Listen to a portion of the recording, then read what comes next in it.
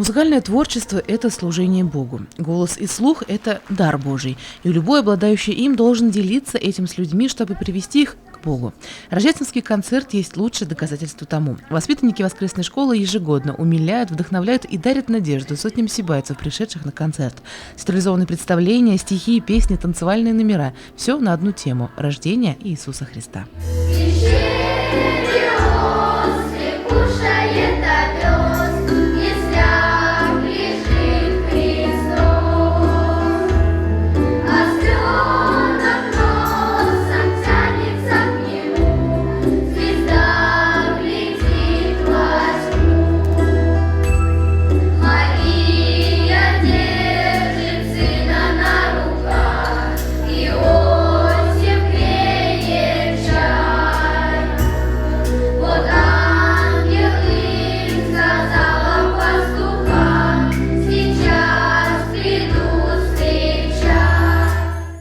Рождественские гуляния не ограничиваются одним днем. Именно этот важный церковный праздник дает возможность искренне радоваться обновлению природы, укрепляться в вере и дарить добро каждому.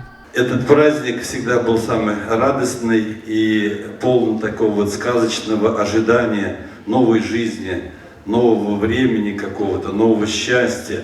И не случайно вот и празднование Нового года у нас переродилось именно вот в такое же ожидание какого-то всего нового. Мы поздравляем с Новым годом, с новым счастьем, потому что действительно Бог дает нам вот такую возможность обновиться, стать лучше. Хочу пожелать в этот день, в этот праздник всем доброго здоровья, счастья, укрепления веры нашей, потому что все возможно верующему написано. Действительно, человек в вере становится сильнее, ничего не боится, что бы с ним ни случилось, с нами Бог. Наш регион входит в то немногое число, где на одной территории живут в мире и согласии представители разных религий, а потому такие праздники всегда приобретают особый смысл, напоминая о том, как важно сохранить взаимопонимание между людьми.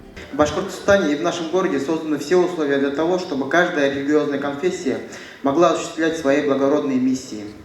В эти праздничные дни в семьях торжествует особая атмосфера доброты и уюта, забота о ближнем. Рождество Христово – прекрасный повод для того, чтобы помочь тем, кто нуждается в нашем внимании, делать добрые дела. Дорогие друзья, в этот светлый праздник хочу пожелать каждому из вас мира и спокойствия, добра и взаимопонимания, душевного равновесия, успехов во всех начинаниях, побольше радости и крепкого здоровья.